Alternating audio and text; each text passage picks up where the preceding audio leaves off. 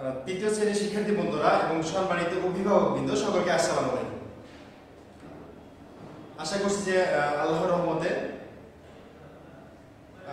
সবাই বাসায় আছো এবং ভালো আছো।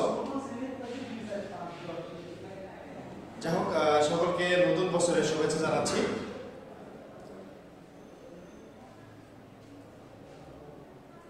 নতুন বছর 2021 সাল যেন আমাদের ভালো কাটে, আল্লাহ যেন আমাদেরকে সকল বালা মুসিবত থেকে রক্ষা করে এই প্রত্যাশাই করছি।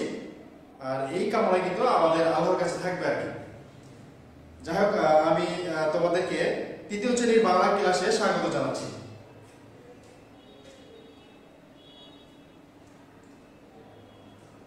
আমার শিক্ষার্থী বন্ধুরা,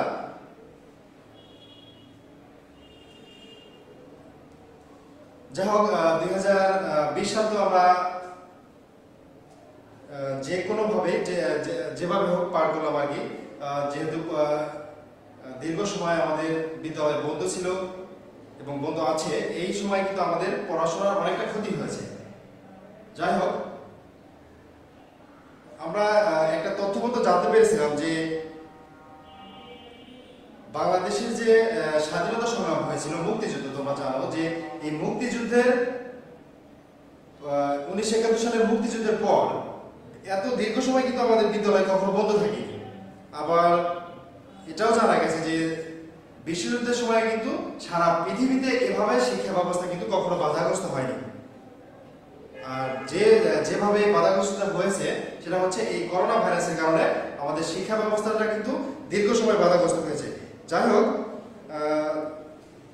অতীতের কথা ভুলে গিয়ে আমরা 2021 সালকে নতুনভাবে শুরু করবো ইনশাল্লাহ। পড়াশোনাকে কিন্তু আমরা বসিয়ে রাখবো না। আমরা যদিও বিদ্যালয় বন্ধ বাসায় থাকি না কেন, কিন্তু তারপরে কিন্তু আমরা পড়াশোনাটাকে কিন্তু বন্ধ রাখবো না। 2021 সাল থেকে আমরা নতুন উদ্যমে নতুনভাবে পড়াশোনাটা কিন্তু যথারীতি চালিয়ে যাব। আর এ কারণে কিন্তু আমাদের বই সংগ্রহ করে আমাদের কিন্তু বাসায় কি করতে হবে, বেশি বেশি পড়াশোনা চালিয়ে যেতে হবে। নতুন বই সংগ্রহ করে আমরা যদি বেশি বেশি পড়াশোনাটা চালিয়ে যাই তাহলে কিন্তু আমরা অনেক এগিয়ে থাকবো। আর যদি এটা ভাবি যে স্কুল তো বন্ধ, কখন খুলবে, কবে খুলবে, কি সমাচার, স্কুলও বন্ধ, আমাদের পড়াশোনা বন্ধ, বই কালেকশনও বন্ধ, সবকিছু বন্ধ করে আমরা বসে আছি, কিন্তু এটা কিন্তু করা ঠিক হবে না। যাই হোক, আমাদের কিন্তু পড়াশোনাটা বই সংগ্রহ করে, নতুন বই সংগ্রহ করে পড়াশোনাটা চালিয়ে যেতে হবে।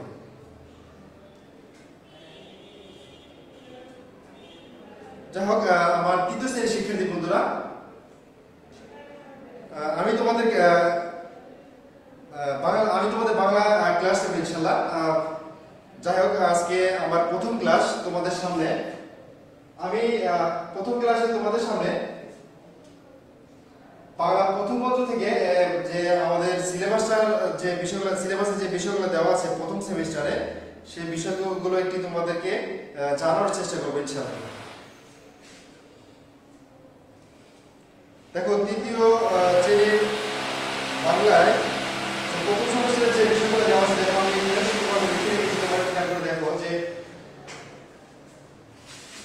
প্রথম সেমিস্টারে গদ্য থেকে থাকবে হচ্ছে গদ্যাংশে যে বিষয়গুলো আছে, ছবি ও কথা, তারপর আছে রাজা ও তার তিন কন্যা, পাল্লা দেওয়ার খবর, স্বাধীনতা দিবসকে ঘিরে, কুজো বুড়ির গল্প।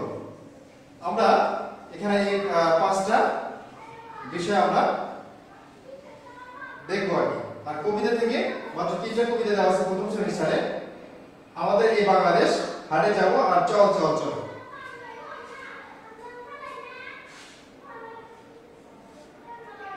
আর ব্যাকরণ অংশ থেকে যে বিষয়গুলো থাকবে আমি তোমাদের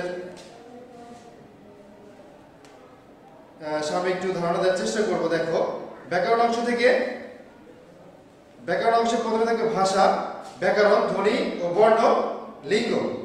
আর যুক্ত বর্ণ পাঠ্যবইয়ের গদ্য ও পদ্য ভিত্তিক। এখানে যুক্ত বর্ণের যে বিষয়টা থাকবে, যুক্ত বর্ণের বিষয়গুলো কিন্তু পাঠ্য বই থেকে আমাদের পড়তে হবে আর কি। এক কথায় প্রকাশ থাকবে।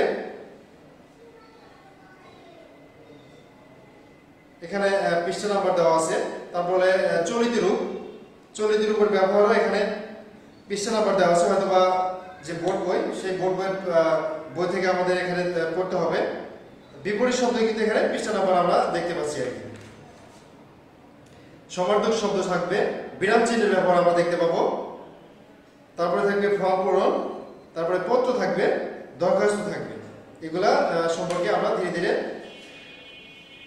জানবো আর কি ইনশাআল্লাহ। বাংলা দ্বিতীয় পত্র বই থেকে এগুলো আমরা ধীরে ধীরে জেনে নেওয়ার চেষ্টা করব।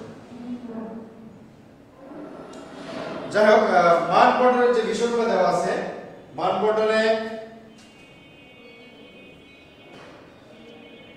প্রথম অনুচ্ছেদে যে পাঠ্য বই থেকে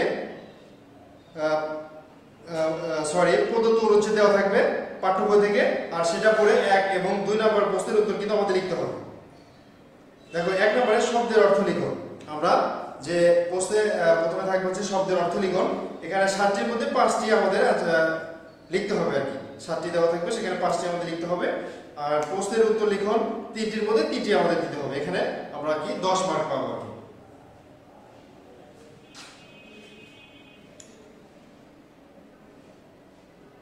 তারপরে প্রদত্ত অনুচ্ছেদ থেকে পাঠ্য বই বহির্ভূত দেখো 3 ও 4 নম্বর প্রশ্নের উত্তর লিখতে হবে। এখানে বলা আছে প্রদত্ত শব্দের অর্থ খুঁজে শূন্যস্থান পূরণ করতে হবে। এটা হবে 5টির মধ্যে 5টি। তারপরে দেখা থাকবে প্রশ্নের উত্তর লিখন 3টির মধ্যে 3টি।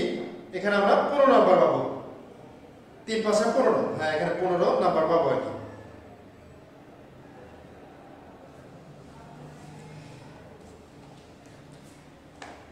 যাই হোক,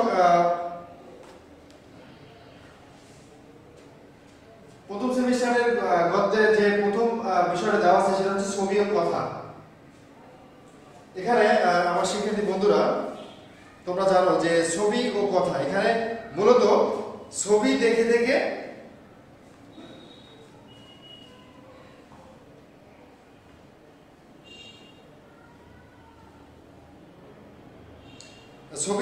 আমরা ইনশাআল্লাহ বিষয়গুলো পড়বো আর কি।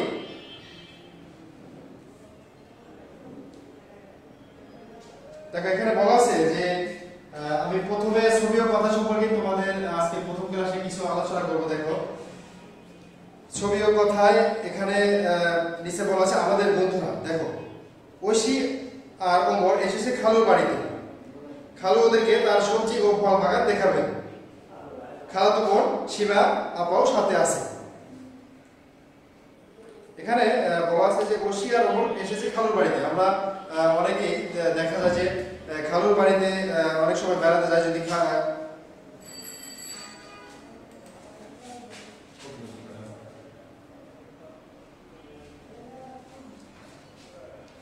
ওমর এসেছে খালুর বাড়িতে, খালু ওদেরকে তার সবজি ও ফল বাগান দেখাবেন। এখানে খালু যে ঐশী এবং ওমর যে খালুর বাড়িতে বেড়াতে এসেছে, এখানে খালু কি করবে? তাদেরকে ফল বাগান ঘুরিয়ে করে দেখাবে।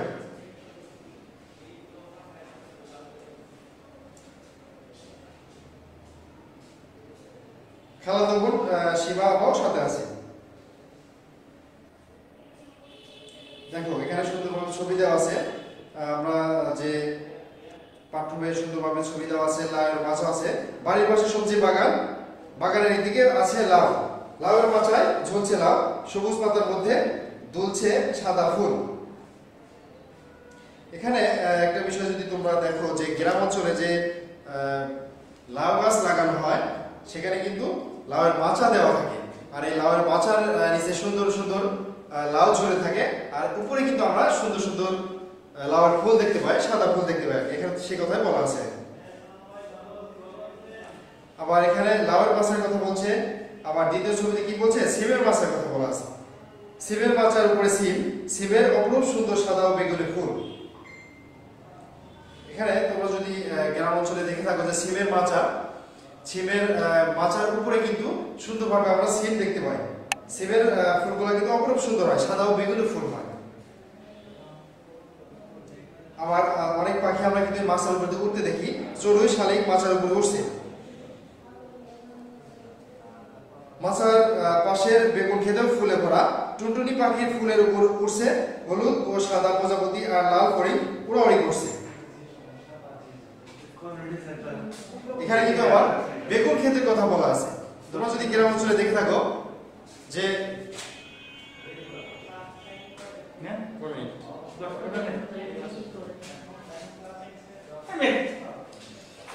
বাসার পাশে বেগুন ক্ষেত ফলে ভরা। এখানে তোমরা যদি গ্রাম অঞ্চলে দেখে থাকো যে আমরা যদি গ্রাম অঞ্চলে কিন্তু অনেক বেগুনের চাষ হয়, বেগুন ক্ষেত। আমরা যারা গ্রামে থাকি তারা কিন্তু আমরা এটা বেশি এর সাথে পরিচিত আর কি। টুনটুনি পাখি ফুলের উপর উঠছে, হলুদ ও সাদা প্রজাপতি আর লাল ফড়িং উড়াউড়ি করছে। এখানে এই যে বেগুন ক্ষেতের কথা বলা আছে, যে বেগুন ক্ষেতে কিন্তু নানা রকমের পাখিরা উড়াউড়ি করে।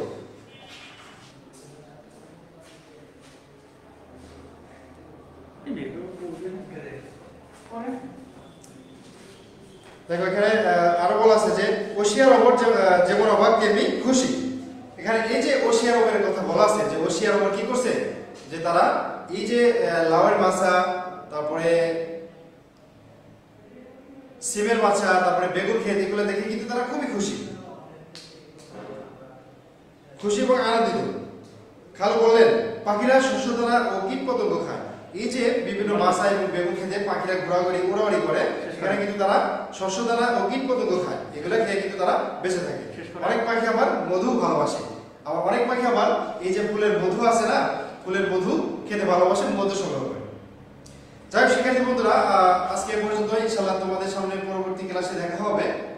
সে পর্যন্ত তোমাদেরকে নতুন বছরের শুভেচ্ছা জানিয়ে শেষ করছি। আসসালামু আলাইকুম।